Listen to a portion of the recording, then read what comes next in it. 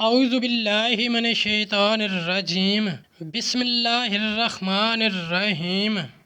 السلام علیکم ورحمۃ اللہ وبرکاتہ۔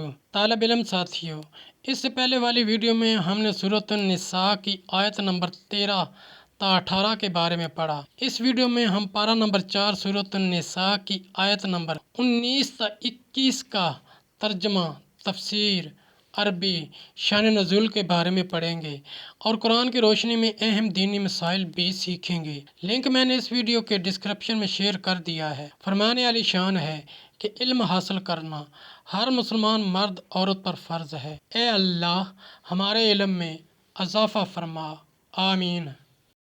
سورۃ النساء آیت نمبر 19۔ یا ایھا الذین آمنوا لا یحل لکم ان ترثوا النساء کرہا ولا تعضلوہن لتذہبوا ببعض ما آتیتموہن الا ان یاتین بفاحشۃ مبینۃ وعاشروہن بالمعروف فإن کرہتموہن فعسى ان تکرہوا شیئا ویجعل اللہ فیہ خیرا کثیرا۔ ترجمہ: اے ایمان والو، تمہیں حلال نہیں کہ عورتوں کے وارث بن جاؤ زبردستی، اور عورتوں کو روکو نہیں اس نیت سے کہ جو مہر ان کو دیا تھا اس میں سے کچھ لے لو، مگر اس صورت میں کہ صریح بے حیائی کا کام کریں اور ان سے اچھا برتاؤ کرو۔ پھر اگر وہ تمہیں پسند نہ آئیں تو قریب ہے کہ کوئی چیز تمہیں ناپسند ہو، اور اللہ اس میں بہت بھلائی رکھے۔ آیت نمبر 20۔ وَإِنْ أَرَدتُّمُ اسْتِبْدَالَ زَوْجٍ مَّكَانَ زَوْجٍ وَآتَيْتُمْ إِحْدَاهُنَّ قِنطَارًا فَلَا تَأْخُذُوا مِنْهُ شَيْئًا أَتَأْخُذُونَهُ بُهْتَانًا وَإِثْمًا مُّبِينًا۔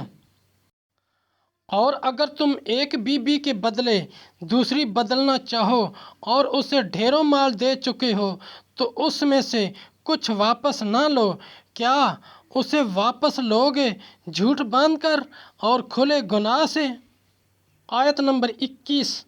وَكَيْفَ تَأْخُذُونَهُ وَقَدْ أَفْضَىٰ بَعْضُكُمْ إِلَىٰ بَعْضٍ وَأَخَذْنَ مِنْكُم مِّيثَاقًا غَلِيظًا۔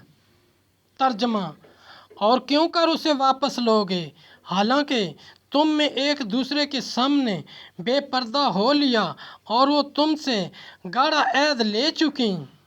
تفسیر اور شان نزول۔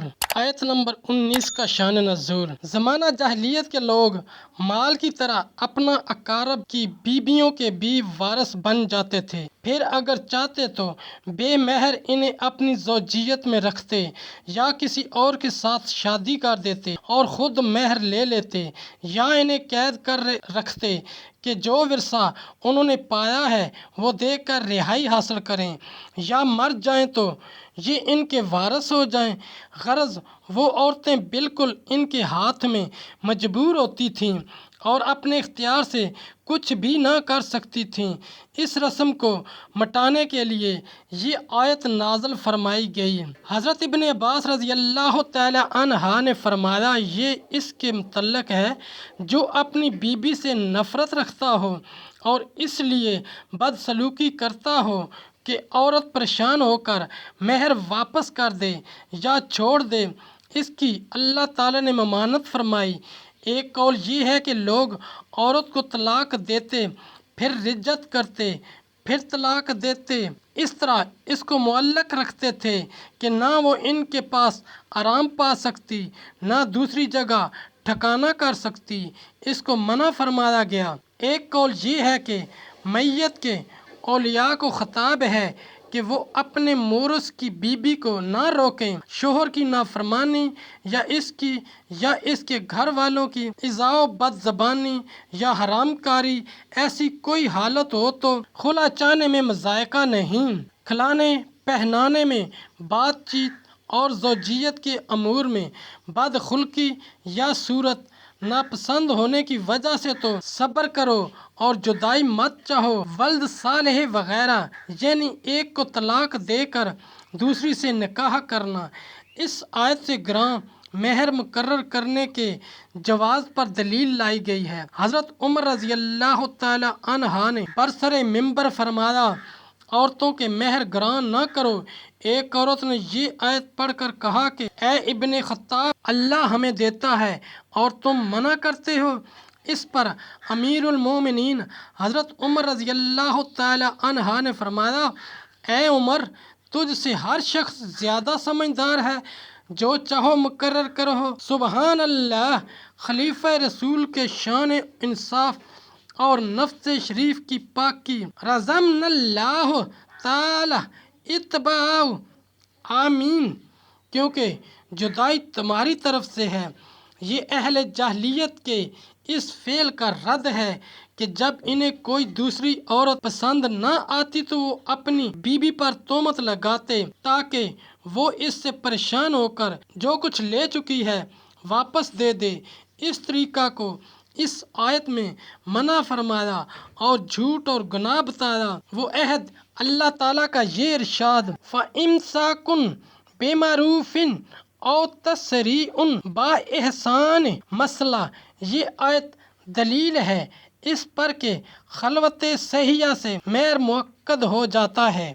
جیسا کہ زمانہ جاہلیت میں رواج تھا کہ اپنی ماں کے سوا باپ کے بعد اس کی دوسری عورت کو بیٹا بیاہ لیتا تھا، کیونکہ باپ کی بیوی بمنزلہ ماں کے ہے۔ کہا گیا ہے نکاح سے وطی مراد ہے۔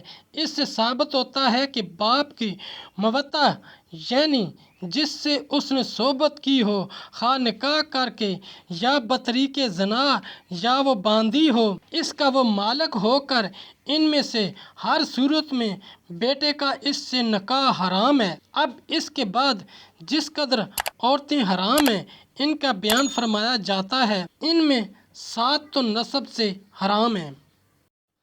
ساتھیو، ہم نے قرآنی تعلیمات کو دنیا کے کونے کونے میں پہنچانا ہے، اس لیے آپ بھی لائک کیجئے، شیئر کیجئے، اپنے دوستوں اور اپنی فیملی کو میرا چینل قرآن ود ایڈیپیڈیا سبسکرائب کرنے کی دعوت دیجئے اور گھنٹی بجانا نہ بھولنا تاکہ اگلی ویڈیو کا نوٹیفیکیشن آپ کو وقت پہ مل سکے۔ اس صدقہ جاریہ میں آپ بھی حصہ لیجئے۔ اللہ کریم ہم سب کی نیک اور جائز حاجات پوری فرمائے، آمین یا رب العالمین۔